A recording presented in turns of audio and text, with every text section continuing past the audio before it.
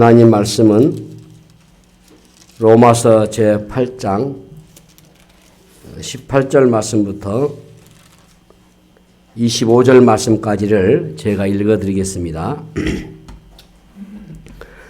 생각하건대 현재 고난은 장차 우리에게 나타날 영광과 비교할 수 없도다. 피조물이 고대하는 바는 하나님의 아들들이 나타나는 것이니 피조물이 허무한데 굴복하는 것은 자기 뜻이 아니요 오직 굴복하게 하시는 이로 말미암음이라. 그 바라는 것은 피조물도 썩어짐의 종 노릇한 데서 해방되어 하나님의 자녀들의 영광의 자유에 이르는 것이니라. 피조물이 다 이제까지 함께 탄식하며 함께 고통을 겪고 있는 것을 우리가 아느니라. 그뿐 아니라 또 우리 곧 성령의 처음 익은 열매를 받은 우리까지도 속으로 탄식하여 양자될 것 곧 우리 몸의 속량을 기다리느니라. 우리가 소망으로 구원을 얻었음에 보이는 소망이 아니니 보는 것을 누가 바라리요? 만일 우리가 보지 못하는 것을 바라면 참음으로 기다릴지니라. 아멘. 우리 같이 옆에 계신 분들과 인사 나누십시다. 이제 나오신 당신은 이 세상 가장 아름다운 분이십니다. 예, 여러분 또 가정에서도 같이 온라인으로 들으신 여러분들도 같이 인사 나누시면 좋겠습니다. 예, 이 교회의 사명은 이 하나님의 복음이, 이 영광스러운 이 주 예수의 생명의 복음이 공적인 진리라는 이 사실을 나타내는 것이죠. 그래서 어떻게 이걸 나타낼 수 있겠느냐? 세상 속에서 선한 행실로 나타내는 것입니다. 그러니까 이 복음의 선함은 선한 행실로서 증거되셔야 돼요. 우리나라 역사를 보면은 이 복음이 전해지는 곳마다 교회를 통해서 어떤 선한 행실이 일어났는지를 잘 알 수 있습니다. 복음을 받아들인 후에 교회를 통해서 사회의 악과 그리고 구습을 개혁하는 일들이 일어나는 것이죠. 지난 1890년대부터는 우리나라의 우상숭배와 미신철폐가 많이 일어났고요. 그리고 우리 한국교회가 선한 영향력을 미쳤습니다. 1894년에 갑오경량 때는 노비제도 철폐 등을 우리 교회가 발표를 했습니다. 남존여비 사상에 물들다 우리 한국교회 이 사회에 여성 인권을 평등하게 보장을 했고 여성 교육에도 우리 교회들이 앞장을 섰습니다. 1901년도에는 우리 장로교 공의회, 우리 총회에서 조혼과 그리고 과부의 재가 금지와 결혼 지참금과 부녀자의 핍박과 축적질 등을 교회가 공식적으로 금했습니다.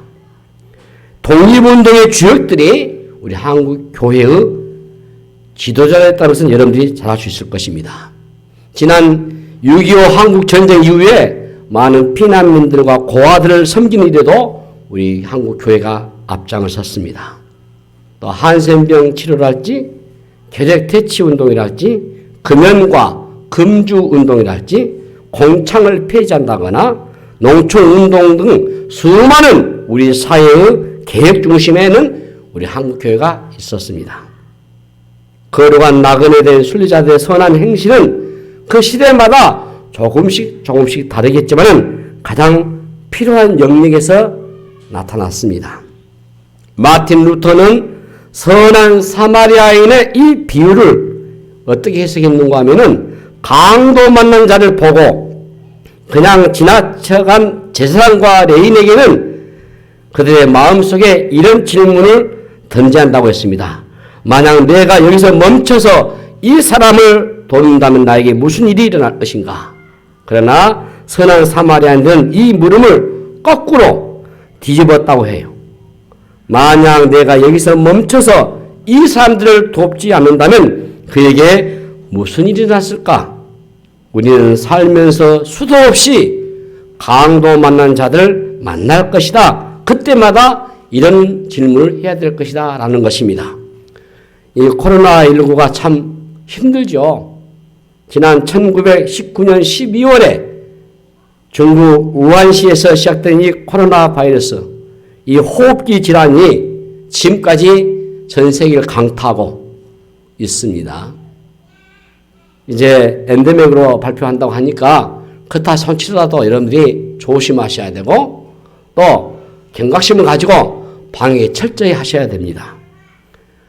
이 기간 동안 지난 1월 17일 우리가 대면 예배를 보지 못하고 비대면으로 원치로 했었는데 그동안 이 우크라이나 전쟁이 일어나서 우리 교회에서 월드비전을 통해서 우크라이나는 750만 명의 아이들에서 우리 적은 구호금을 보냈습니다. 또 지난 동해안 산불 피해로 해서 총회 구제를 통해서 또 우리 교회에서 또 적은 구제금이라도 보냈습니다. 많은 교회들이 소실되고 집들이 많이 타졌고 어려움이 많다 해서 총회 구제부가 가동돼서 지금 돕고 있습니다. 우리 선교사들이 전 세계에 흩어져 있는데 우리 총회는 GMS 선교 본부가 있습니다. 각자 선교사들이 각 교회나 노예에서 파송된 사람들을 돕기도 하지만은 이들 총괄적으로 지도 감독하는 기관이 GMS인데요. 여기서 긴급하게 코로나로 인해서 어려운 선교사를 돕기 위해서 또 우리 교회에서 또 선교금을 좀 보냈습니다. 이런 일들은 마땅히 교회들이 해야 될 일이고 선한 사마리아인의 한 사람이다라고 여겨지면서 저희 여러분들이 힘들고 어렵지만 그래도 선한 사마리아인의 마음과 정신으로 주를 섬기기를 고대합니다. 기도하십시다. 하나님, 은혜를 감사합니다. 힘들고 어렵지만 주님의 돌보심을 확신하고 예상치 못한 질병과 불의 사고와 참으로 그런 많은 아픔들이 우리 안에 있지만은 우리를 지키시고 보호하시고 오늘도 이 대면으로 또 비대면으로 하나님께 예배케 하시니 감사합니다. 우리가 주의 말씀을 다시 한번 깊게 새기게 하시고 주의 말씀으로 우리가 새 힘을 얻고 성의 충만함을 인도하도록 역사하여 주시옵소서. 우리 성도들의 심령과 가정과 자녀들과 하는 모든 일들 속에 하나님의 이루하심과 회복하심과 동행하심이 충만되게 역사하여 주시옵소서. 감사하고 우리 구주 예수 그리스도의 이름으로 간절히 기도하옵나이다. 아멘. 이제 벌써 오늘 종려절이고 내일부터 고난주간이 시작되고 다음 주는 부활절이죠. 이 절기에 상관없이 가장 중요한 중심, 복음은 예수님이십니다.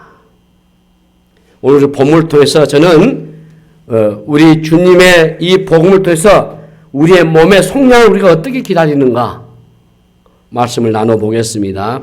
2000년 전에 우리 주님이 오심으로 인해서 하나님의 나라가 시작이 됐습니다. 그러나 아직 완성된 것은 아니죠. 우리는 이미와 아직이라는 그 사이에 지금 살고 있습니다.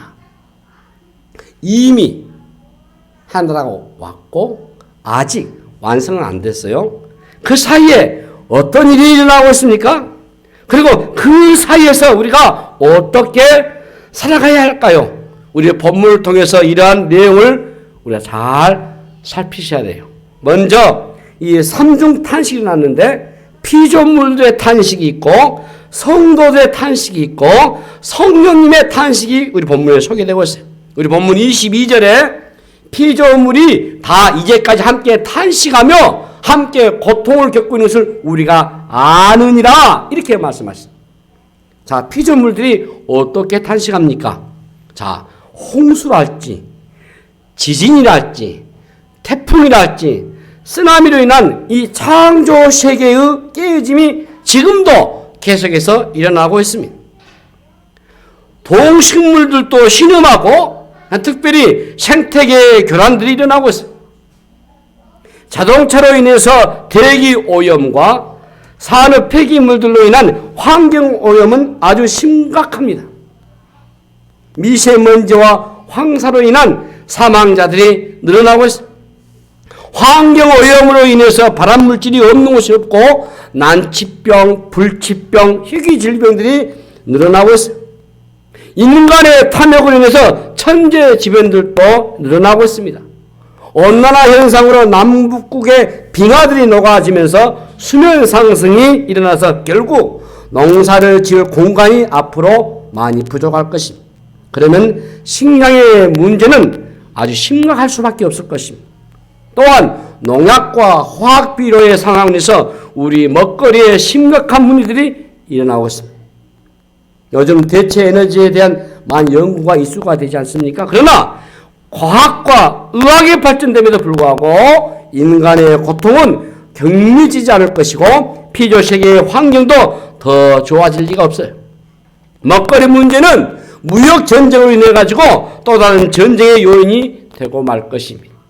온 세상이 신음소리로 가득하지만 앞으로 이런 기상 이변들은 더 많이 일어날 것이라고 전망하고 있습니다. 자, 왜 이런 현상들이 여러분 벌어집니까?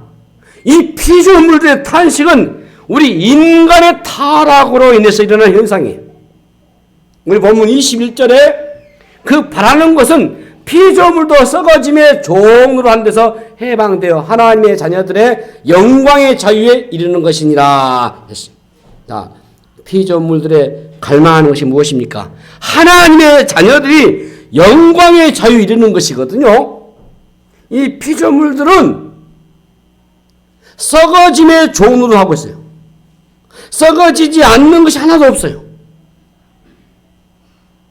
온 세상이 생명의 힘보다 썩어지게 하는 힘의 지배 아래 놓여 있습니다. 아무리 유기농 음식을 먹고 운동을 많이 해도 이 썩는 것은 막을 수 없어요. 눈에 보이는 모든 것은 낡고 썩고 죽습니다. 인간도 흙으로 왔기 때문에 흙으로 돌아갑니다. 죽음을 피할 수 있습니까, 여러분? 썩을 것을 막을 수 있겠습니까, 여러분? 인간의 타락과 죄의 오염으로 피조물들은 망가지고 그로 인한 모든 피조물들이 신음하고 있습니다. 그리고 그 후유증은 모든 인류가 지금 겪고 있는 것입니다. 그렇다면은 우리 성도들의 탄식은 무엇입니까? 우리 본문 23절 보시면은 그뿐 아니라 또 우리 곧 성령의 처음 익은 열매를 받은 우리까지도 속으로 탄식하여 양자 될 것 곧 우리 몸의 속량을 기다리느니라 했습니다.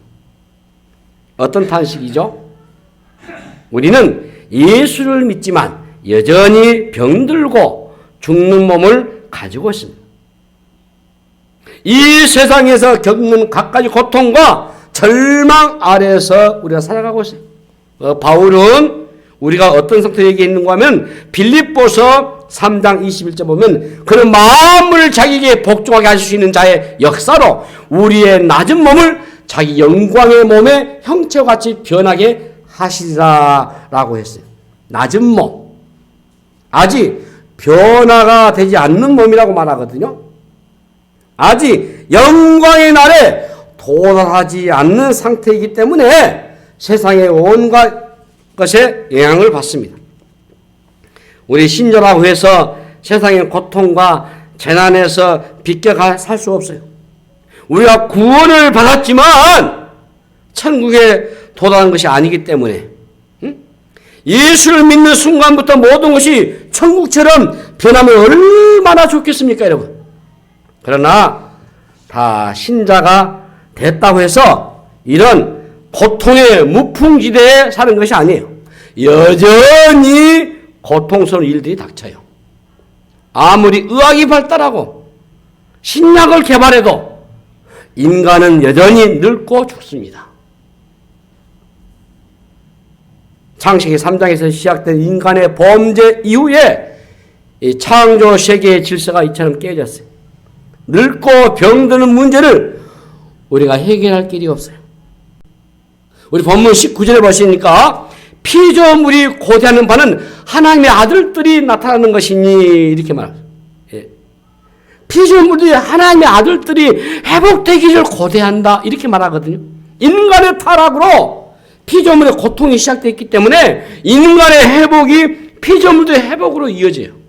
인간의 죄 문제 해결되기 전에는 인류에게 일어나는 어떤 문제도 근본적으로 해결할 길이 없습니다, 여러분. 인간의 회복의 핵심이, 인간의 회복이 어떻게 일어나겠습니까? 죄로부터 돌이켜서 하나님께로 돌아가는 것이 답이죠. 해결의 길은 우리에게 달려있는 거예요. 우리는 자신의 연약함을 바라보면서 탄식을 해야 하는 겁니다. 죄의 지배에서 아직도 여전히 자유롭지 못한 우리 자신에 대한 탄식이 있으셔야 돼요. 신자가 완전히 회복할 그날까지 세상은 어떤 경우에도 완전해질 수 없습니다. 과학이 발달하고 무엇이 진보한다고 할지라도 이 악의 문제, 이 고통의 문제를 해결할 수가 없지 않습니까? 결국 이 세상 한가운데에서는 신음소리와 고통만 가득할 뿐이에요. 그러나 절망으로 끝나면 안 되죠. 이 절망의 지점에서 우리는 소망의 빗줄기를 보셔야 돼요. 완성될 구원의 날을 우리가 기대하고 기다리시란 말. 그래서 우리 신자들은 이미와 아직이라는 이 사이에서 할 일이 있다 그 말이에요. 자, 그 먼저 첫 번째가 우리는 적절한 긴장감을 가지고 살아가셔야 돼요. 치열한 전투가 벌어지는 세상 속에서 살아가고 있어요. 마음을 놓을 수가 없어요. 우리는 마지막 날에 우리 신자들은 승리가 보장되지만은 그날이 오기까지 우리는 긴장을 늦출 수가 없단 말이에요. 우리가 한쪽 우리 마음이 해이해지고 이거 싸우셔야 돼요. 또 한쪽 우리가 낙심과 절망에도 싸우셔야 돼요. 힘들고 어려운 일들이 많이 올 수 있기 때문에 여러분 영적으로 단단히 무장하지 않을 수가 없습니다. 무장하지 않으면은 우리는 낙오자로 전락할 수밖에 없어요. 세상에 힘들어지고 어려움이 많을수록 우리 신자들에게는 더 유익한 면도 없잖아요. 있을 겁니다. 세상이 너무 좋으면은 자칫 세상이 주는 달콤함에 젖어가지고 소망을 잊어버릴 수 있기 때문에 우리가 방심하는 순간에 세상에 빠져서 우리의 천국을 놓칠 수가 있단 말이죠. 세상의 문화는 그러면 행복지상주의입니다. 천국을 소망하지 않는 사람들에게 지금 여기가 얼마나 좋은가, 여기밖에 없어요. 손에 만져지는 현실이 전부일 것이고 그것이 자신에게 행복을 줄 수 있는지 아닌지에 초점을 맞추고 살잖아요. 그래서 돈을 버는 이유랄지, 직장에 다니는 이유랄지, 공부하는 이유랄지, 이 모든 게 이 땅에 행복이다 초점 맞춰버려. 우리 신자도 동일하게 세상 사람들과 같은 방식으로 살아갈 위험성이 아주 높습니다. 세상의 방식으로 여러분들이 행복을 추구하며 살아간다면 어떤 현상이 일어날까요? 과연 우리가 바라는 천국이 이 세상에 있습니까, 여러분? 행복을 추구하면 추구할수록 어떤 현상이 벌어집니까? 이전보다 더 많은 우울증 환자들만 늘어날 겁니다. 아이러니하지요? 행복을 추구할수록 행복은 더 멀리 달아나가고 오히려 우울증만 더 많이 발생한다는 거죠. 왜 그렇습니까? 세상이 추구하는 행복이란 이처럼 매우 얄팍하기 때문에 금방 깨져버려요. 한여름의 방과 같은 꿈이에요. 순간적으로 즐거워하지만 그 즐거움이 근심과 두려움으로 바뀌어버려요. 바닷물을 마실수록 더 목이 마르듯이 세상이 주는 약속들이 다 그러한 것입니다. 이 세상이 전부라고 믿는 사람들은 그래서 자기 몸을 숭배해요. 몸에 관심이 참 많고 모든 것을 쏟아 부어요. 몸은 참 귀중하죠. 건강하게 살으셔야 돼요. 그러나 몸이 마치 전부인 것처럼 살아가면 이런 문제가 아닐까요? 이 삶이 온통 건강, 예? 또 운동, 또 음식, 성적인 매력, 이런 걸로 인해서 우리가 이런저런에 몰두하는 문화, 우리가 그런 속에 살고 있어요. 이게 지나칠 수 없는 것이에요. 근데 몸은 수단이지 목적이 되면 안 되잖아요. 몸 역시 썩음의 종으로 하기 때문이거든요. 아무리 가꾸고 돌봐도 결국 몸은 늙어가고 죽어가게 돼 있어요. 그렇기 때문에 이 몸의 즐거움, 만족을 추구할수록 절망하게 돼 있어요.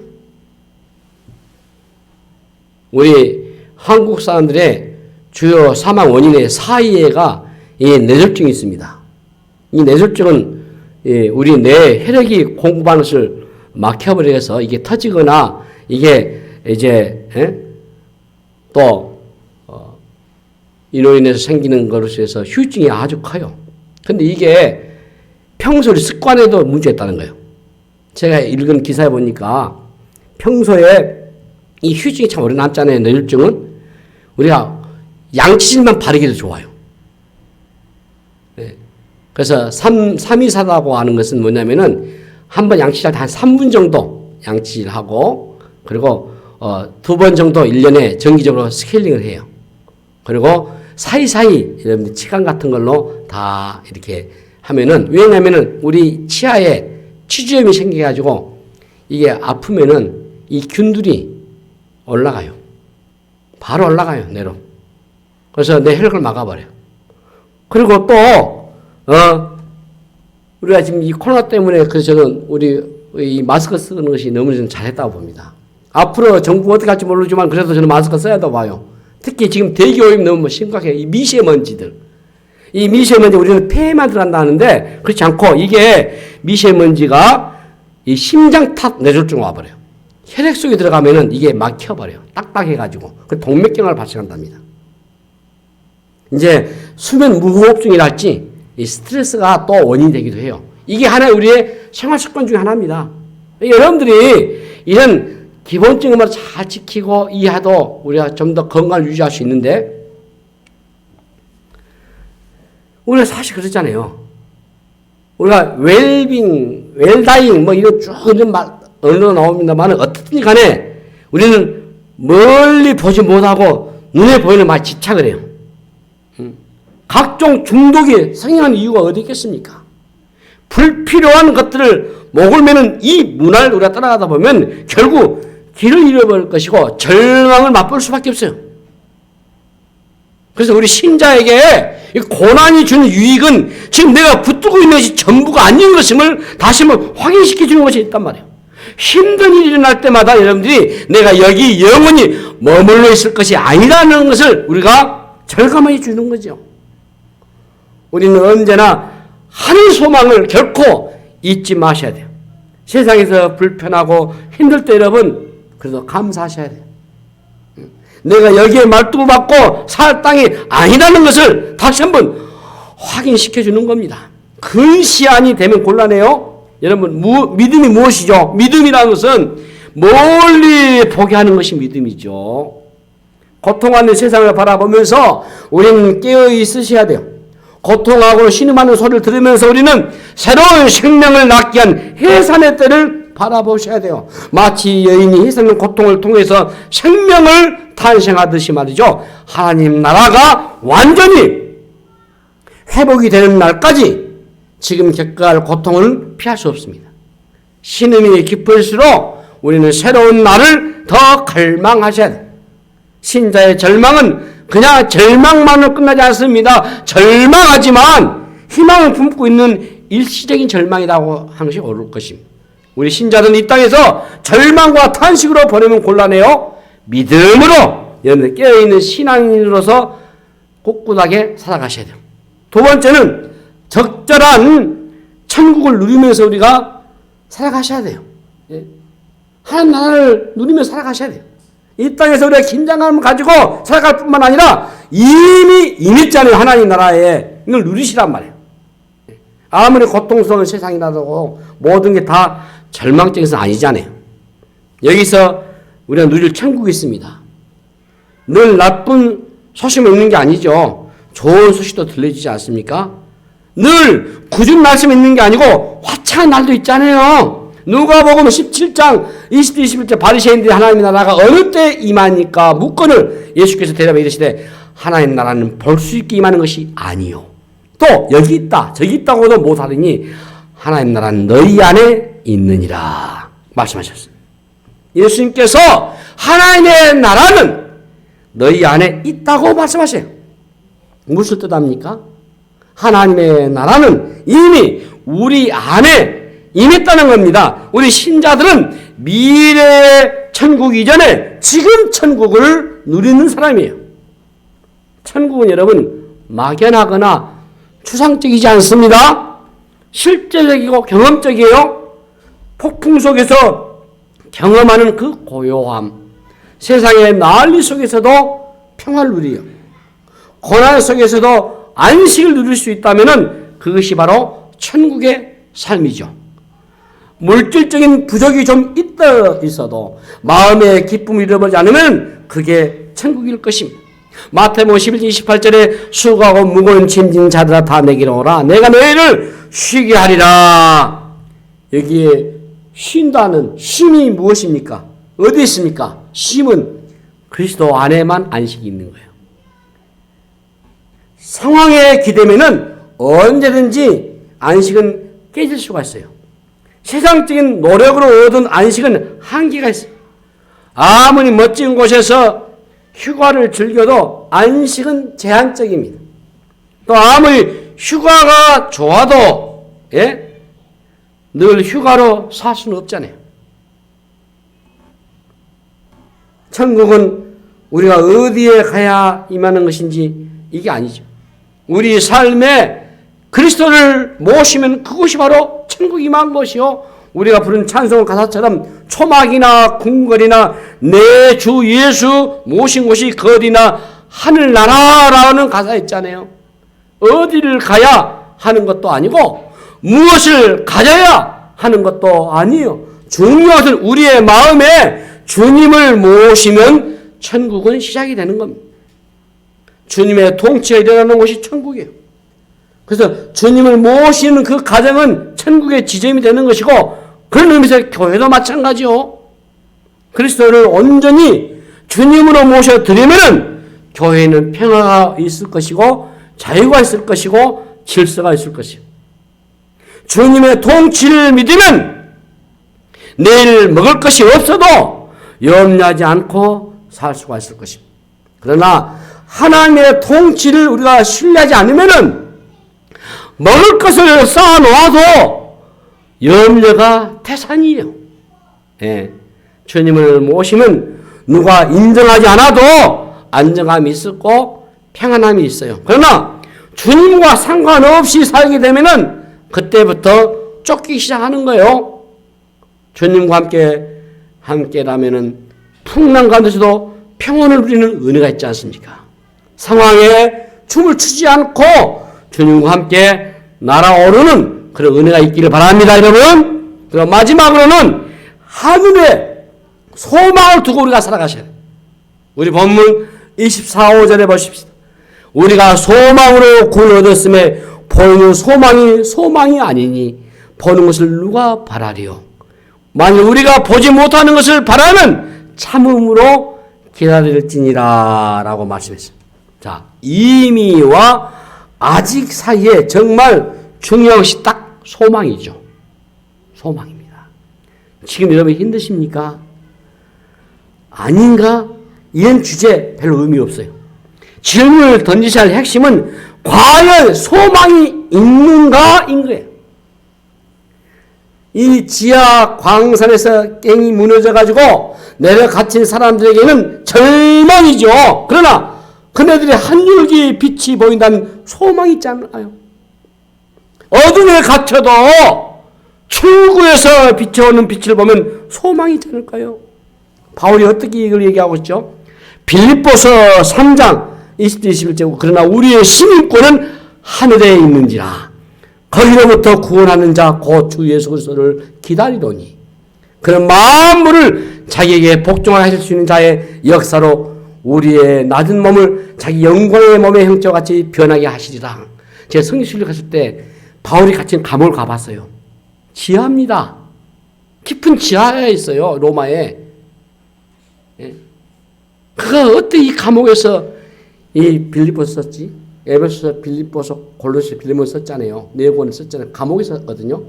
그 깊은 감옥에서 주님에 대한 소망이 있었기 때문에 상상 안 되는 말씀이죠. 자, 예를 들어볼까요? 애벌레가 기어 다니는데 하늘을 날 수 있을 것이라고 상상을 했겠습니까, 여러분? 썩을 몸이 썩지 않게 된 날이 올 것입니다. 고린도전서 15장 25, 12절에 이 썩을 것이 썩지 아니함을 입고 이 죽을 것이 죽지 아니함을 입을 때는 사망을 삼키고 이기리라고 기록된 말씀이 이루리다. 이 장례식 때 이 설교를 많이 하거든요. 부활을 입관할 때, 또 아니면은 하관식 할 때도 이 설교를 해요. 고린도후서 4장 16절을 보시면은 그럼 우리가 낙심하지 아니하노니 우리의 겉사람은 낡아지나 우리의 속사람은 날로 새로워진다고 했어요. 바울은 항상 그래서 하늘에 소망을 두고 살았단 말이에요. 낮은 몸이 영광의 몸으로 변하게 되는 날을 기대하며 살았습니다. 오늘을 살게 하는 힘은 소망을 붙들 때 주어지는 겁니다. 그런데 어디에 우리가 소망을 두고 살아가야 중요합니까? 이 세상에 눈에 보이는 것이 어떻게 소망이 될 수 있겠습니까? 응? 이 코로나19가 얼마나 세상에 참 난리죠. 이런 난리 어디 있습니까? 여기서 끝나면 얼마나 좋겠습니까? 그런데 아무도 몰라요. 코로나가 이렇게 우리가 처음 시작할 때 계획도 상상을 했겠습니까? 온 세계 퍼뜨릴 줄도 이렇게 우리가 몰랐잖아요. 역사를 보면 지금 이것보다 더 참혹했던 전염병들이 여러 번 있었어요. 지금도 지구촌 곳곳에 대형 재난들이 일어나고 있지 않습니까? 세상의 모습이 그래요. 난리가 그치지 않습니다. 미국이나 유럽 같은 선진국들이 얼마나 대단하겠습니까? 평소에 대단한 시스템과 전문성을 사용하겠지만은 갑자기 매달 이 코로나 때문에 속수무책으로 당하지 않았대요. 이런 우리 눈으로 봤잖아요. TV에서. 그 많은 사람들이 죽어가는 걸 봤잖아요. 예? 첨단 과학을 잘하기도 대처하기가 쉽지 않아요. 온 세계 한순간에 위기 속으로 들어가 버렸잖아요. 인간의 한계를 뛰어넘는 일들은 언제나 일어날 수 있어요. 인간의 능력은 금방 바닥을 드낼 수밖에 없어요. 이 산불도 보십시오. 양간 지풍이라 하지 않습니까? 강원도의 양양과 간성지방 아니면 강릉지방에 이 불어나는 이 바람 때문에 이렇게까지 될 줄 누가 알았습니까? 한순간이에요, 여러분.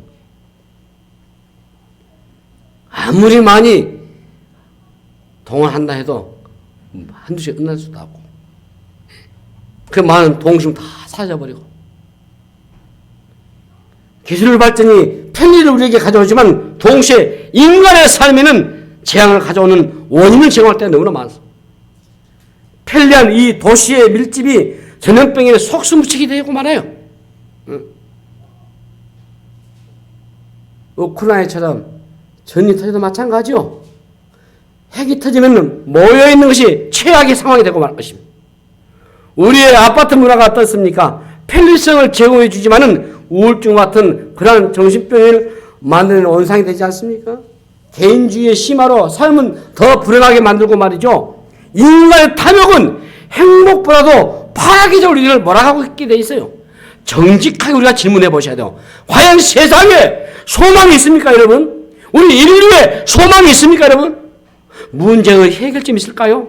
저는 결론적으로 없다고 봅니다. 없어요. 지도자를 바꾸고 또 바꿔보셔요. 그저 그렇고 그런 세상이 오겠죠. 하나님 나라가 임하기 전에는 어쩔 수 없는 겁니다. 하나님의 통치만이 완전하죠. 그게 이스라엘 역사입니다.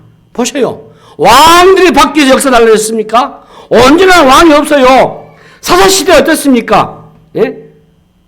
갈수록 더 악화되잖아요. 눈에 보이는 것에 희망을 걸지 않으셔야 돼요. 우리는 멀리 보셔야 돼요. 현실에만 눈을 고정하면 답이 없어요. 우리나라도 마찬가지요.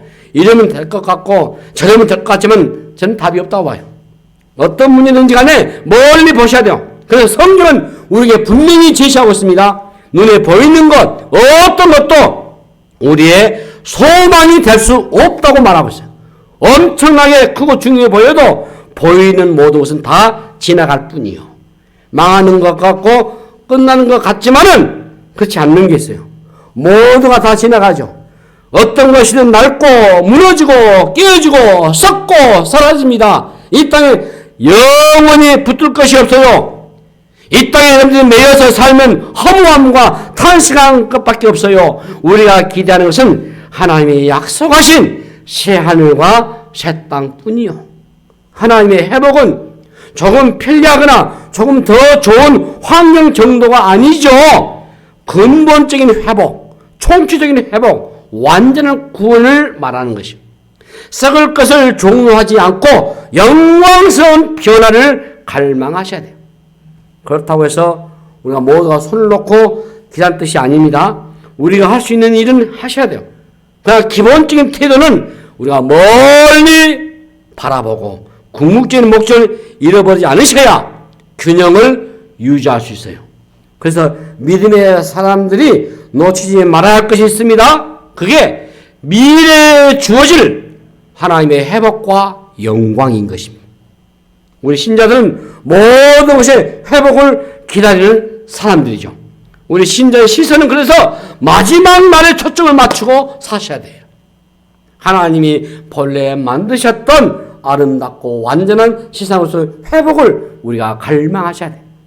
피조물 안에 하나님의 영광이 깃들어서 있는 것들이 인간의 죄로 상당히 훼손됐습니다. 그런데 회복의 날이 오게 되면 그 영광과 아름다움이 너무나 찬란해서 눈을 뜰 수 없는 광경을 펼치게 될 것입니다. 그날을 우리가 소망하고 있습니다. 모든 타락과 신음을 끝나게 해줄 그런 순간을 기다리셔야 우리가 언제 회복된 날에 피조물의 신음과 탄식 역시 끝이 날 것입니다. 기다림은 쉬운 게 아니죠. 순간순간 믿음을 여러분 잘 붙잡으셔야 돼요. 예. 마지막 때에 우리가 영적인 눈을 크게 뜨시고 땅에 있는 것에 소망 두지 말고 사셔야 돼요. 세상에 대해서 절망하고 다가올 영광의 날을 갈망하시단 말이죠. 예.